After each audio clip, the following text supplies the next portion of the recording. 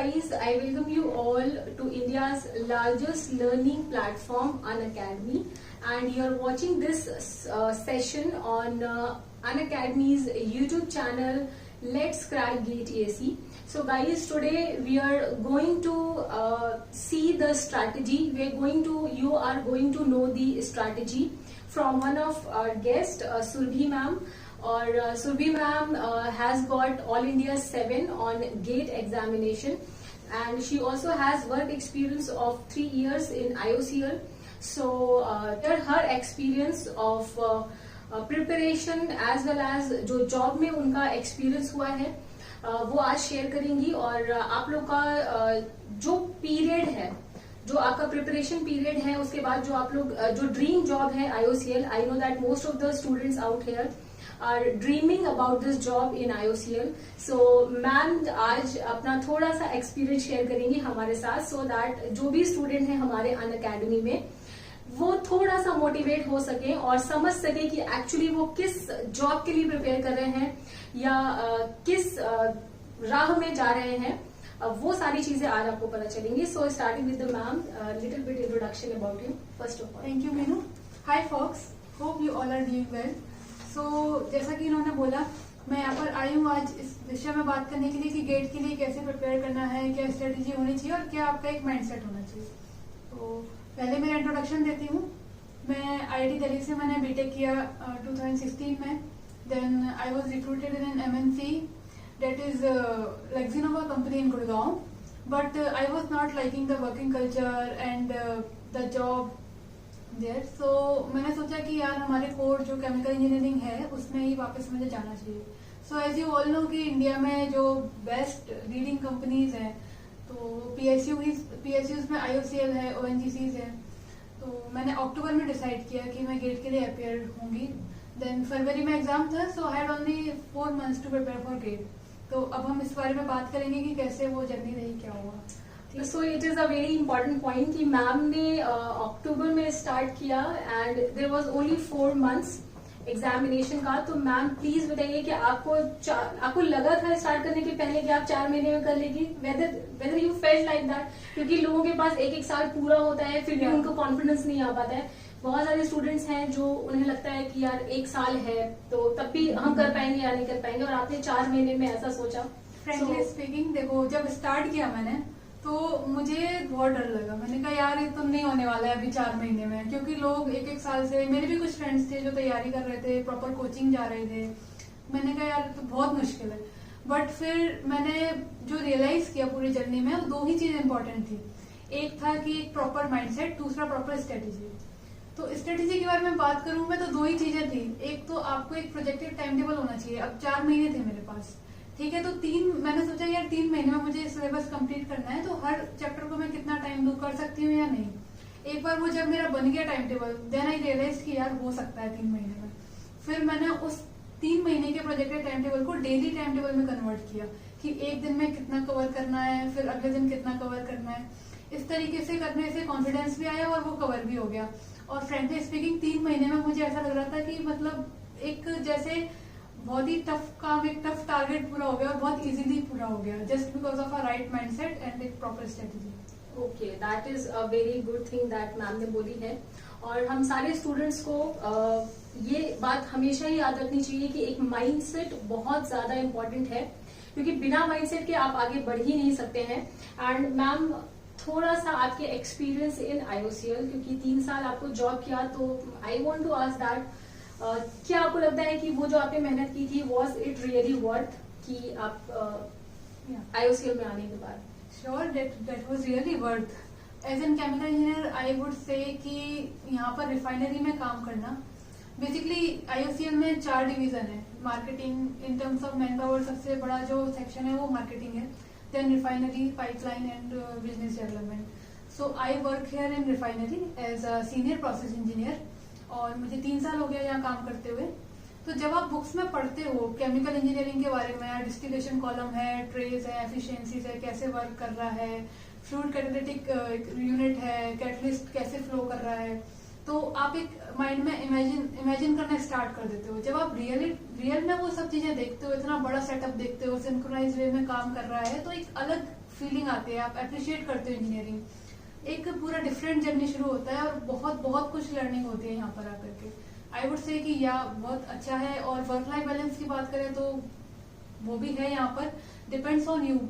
जैसे रिफाइनरी में सबसे जो पॉजिटिव पॉइंट ये है कि यहाँ पर टाउनशिप आपको मिलती है, तो इसमें आप एक्स्ट्रा करिकुलर एक्टिविटीज भी कर सकते हो, काफी कुछ है यहाँ पर, तो स्पोर्ट्स भी है और कल्चरल प्रोग्राम भी होते हैं। ओवरऑल काफी अच्छा है। Ma'am one question is very spontaneously, क्योंकि रिसेंटली कुछ स्टूडेंट्स ने मुझे मैसेज किया था वो ये जानने के लिए कि मैम अब हमारा सिलेक्शन तो नहीं हो रहा है, टेक्निकल में we are not able to perform well, तो क्या हम नॉन टेक्निकल की तैयारी करने लगे? तो बहुत सारे स्टूडेंट्स ऐसा करते हैं ना कि बैंकिंग की भी तैयारी करते चलते हैं और फिर साथ में बोलते हैं मैं गेट की भी तैयारी कर रही हूँ। So how do you feel that, is this a feasible thing to do? I think it depends on you and आपके पास कितना टाइम है। अगर आप सोच रहे हो कि बैंक भी कर लूं, मैं गेट भी कर लूं, आपको बेसिकली अंदर में खुद को कॉन्फिडेंस ही नहीं है कि मैं गेट कर पाऊंगा, इसलिए आप बैंकिंग भी कर रहे हो साथ में। आपको ये कॉन्फिडेंस भी नहीं है कि मैं बैंकिंग कर पाऊंगा, इसलिए आप गेट भी कर रहे हो साथ में। तो मेरे ख्याल से ये थोड़ा सा गलत चीज है, आपको एक ही चीज पर फोकस करना चाहिए। Okay, and ma'am one more thing, क्योंकि अभी सिचुएशन जो है वो बहुत ज्यादा सोशल डिस्टेंसिंग वाली चल रही है, तो we are not maintaining it here, क्योंकि हम यहीं पर सेम रिफाइनरी में टाउनशिप में रह रहे हैं। तो बहुत सारे स्टूडेंट्स का भी प्रॉब्लम ये है कि पता नहीं रिक्रूटमेंट होगा या नहीं होगा, जॉब आएगी या नहीं आएगी, इतना ज्यादा इकोनॉमिक क्राइसिस आने वाला है और पता नहीं ब्ला ब्ला ब्ला क्या क्या होने वाला है। अभी तो शायद कुछ लोगों के हिसाब से धरती भी पलटने वाली है। So these all things are, क्योंकि मेरे पास डेली मैसेज आते हैं मैम एग्जाम होगा कि नहीं, अभी एक ये एनएलसी का पेपर है, होगा या नहीं होगा, फिर एसएससी का पेपर होगा नहीं होगा, फिर गेट होगा या नहीं होगा। तो मैम आपको क्या लगता है कि मतलब आप तो इस सेक्टर में काम कर रहे हो, तो आपको क्या लगता है कि वेदर ऐसा सिचुएशन आने वाला है कि रिक्रूटमेंट ही नहीं होगा, सो स्टूडेंट्स यहाँ पर पढ़ाई करना ही छोड़ दें? देखिए, सिचुएशन में ये तो कहना मुश्किल है कि कब तक ये सिचुएशन चलेगी और रिक्रूटमेंट होगा या नहीं होगा, बट एक चीज फैक्ट है कि जो ऑयल इंडस्ट्री है वो हमारा एसेंशियल सर्विसेज में आता है। इस सिचुएशन में भी रिफाइनरी पूरा शटडाउन नहीं हुआ, डिस्पैचेज हो रहे हैं, रिक्वायरमेंट एमएस टीचर की रिक्वायरमेंट हमेशा रहती है एटीएफ की।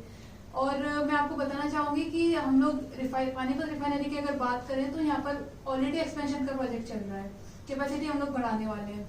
तो डेट मीन्स कि आने वाले वक्त में जब चीजें नॉर्मलाइज हो जाएंगी तो हम और मैन पावर की जरूरत पड़ेगी, रिक्रूटमेंट होंगे और चीजें फिर वापस से नॉर्मलाइज हो जाएंगी। तो मैं यही कहना चाहूंगी कि आप अपनी तैयारी करते रहो, ये मत सोचो कि कुछ नहीं होगा, पढ़ने का कोई फायदा नहीं है, कोई वैकेंसी नहीं आएगी, बिकॉज आपके पास अभी खोने को कुछ नहीं है। बट नहीं पढ़ोगे, अब चीजें नॉर्मलाइज हो जाएंगी, फिर आपको लगेगा कि यार इतना सारा टाइम मैंने वेस्ट कर दिया। यार दैट इज ट्रू कि हमें नहीं पता है कि फाइनली क्या है, we don't have an option, you have to choose it either negatively और positively, so choose it positively, क्योंकि और कोई ऑप्शन नहीं है। और कोई ऑप्शन नहीं है। और एक चीज और है, जैसे कि इन्होंने पहले बोला कि कुछ लोग गेट की, बैंकिंग की साथ में तैयारी करते हैं, अभी तो आपके पास एम्पल ऑफ टाइम है, आप दोनों को साथ में लेके चलो। तो वो एक बिल्कुल ही वैसी सिचुएशन होगी।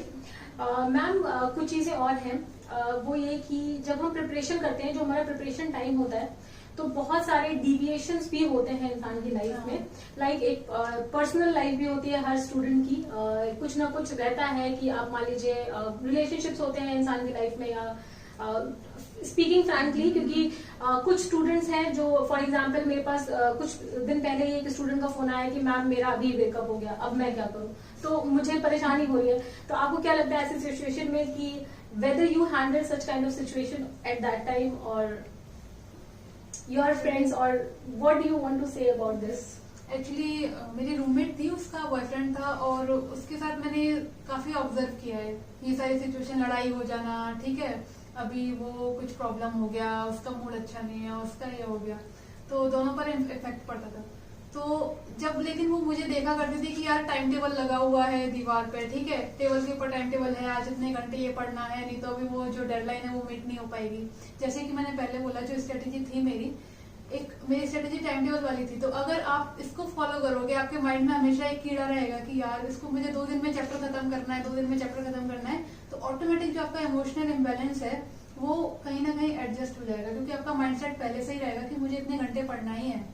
तो मेरे ख्याल से इसको अच्छे से हैंडल करने के लिए यही एक तरीका है कि आप अपने आप को, माइंड को डेडलाइन देते रहो, एक स्ट्रेटेजी बनाते रहो। और साथ में एक चीज और मैं ऐड करना चाहूंगी जो पहले मिस हो गई, कि जब मैंने तैयारी की थी तो एक और चीज थी कि जैसे आप कोई चैप्टर कवर करते हो, सपोज मास ट्रांसफर आपने पूरा कर लिया, फिर आप हीट ट्रांसफर की तरफ मूव कर रहे हो, फिर आप तीसरे चैप्टर की तरफ मूव करोगे, तो व्हाट डू यू डू कि आप छोड़ देते हो पुराना चैप्टर कि अभी ठीक है वो पूरा हो गया मेरा, आप दूसरे चैप्टर पे पूरा फोकस करते हो।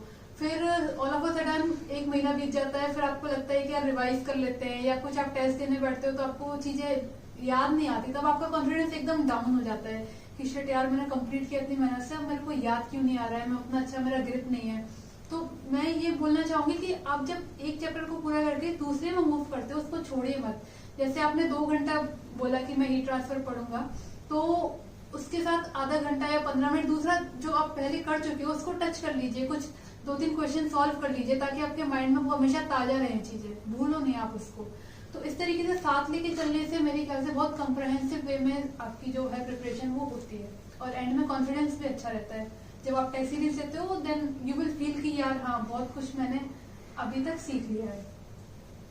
Okay ma'am, next thing that I want to ask is that कि लाइफ एट IOCL, मतलब स्टूडेंट्स जो यहाँ पे आने की सोच रहे हैं या ड्रीम कर रहे हैं, तो उन्हें कैसी लाइफ मिलेगी यहाँ पर आने के बाद, और वो सुन करके बहुत सारे लोगों को मोटिवेशन हुआ कि हाँ we are heading towards this direction, कि I am going to get this life out there and salary perks, if you are feeling comfortable with this. Okay, salary perks की अगर बात करें, क्योंकि वही सबसे पहले लोग सुनना चाहते हैं तो पर्क्स तो देखिए बहुत अच्छे हैं यहाँ पर। सबसे जो इम्पोर्टेंट है वो है कि आपको अनलिमिटेड मेडिकल फैसिलिटी मिलती है, जो कि मेरे ख्याल से बड़ी बड़ी कंपनीज भी नहीं अफोर्ड कर पाते हैं। तो और उसके बाद आपको कार लोन दिया जाता है, और भी बहुत सारे अलाउंसेस होते हैं, सैलरी भी डिसेंट इनफ है। तो और इसके अलावा लाइफ की अगर बात करें तो बंदा देखो बोर तो हो जाता है रोज रोज सेम काम करके, तो it depends completely on you. अगर आप रिफाइनरी में पोस्टेड हो तो आपको बहुत सारी, जैसे मैंने पहले भी बोला कि एक्स्ट्रा करिकुलर एक्टिविटीज यहाँ पर होती हैं।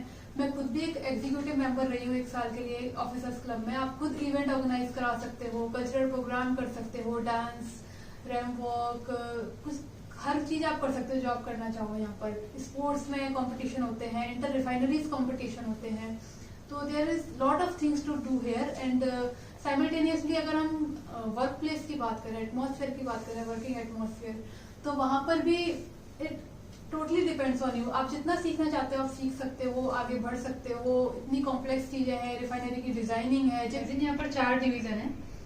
टू स्टार्ट विद, पहले रिफाइनरी डिवीजन है जिसमें कि पूरा क्रूड ऑयल से हम प्रोडक्ट बनाते हैं। उसके बाद पाइपलाइन डिवीजन आता है जो कि डिस्पैच का काम करता है बिटवीन रिफाइनरी एंड मार्केटिंग। तो जो रिफाइनरी है उसमें आपकी मिनिमम पोस्टिंग 8 साल के लिए होती है।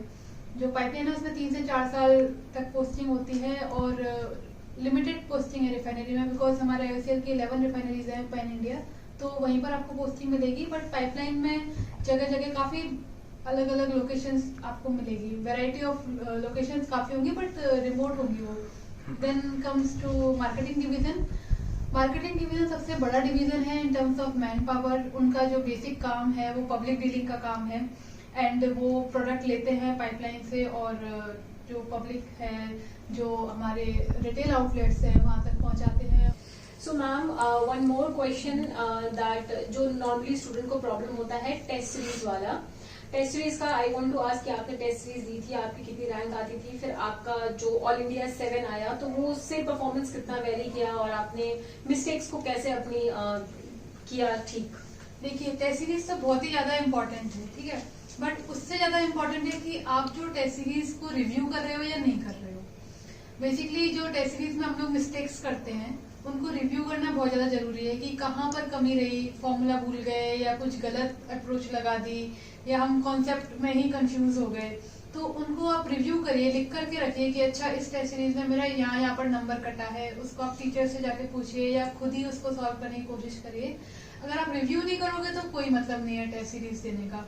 और सेकंड पॉइंट में ये बोलना चाहूंगी कि जब मैं टेस्ट सीरीज दिया करती थी तो उसमें मेरी रैंक 100, 150 ऐसे चलता था, 100 से 200 के बीच में आती थी basically. But in main exam मेरा रैंक 7 आया। तो ऐसा आपको डिमोटिवेट नहीं होना है कि यार सीरीज में तो मेरी रैंक ही नहीं आ रही है तो अभी कैसे होगा, या मेरी 500, 600 रैंक आ रही है, नहीं हो पाएगा।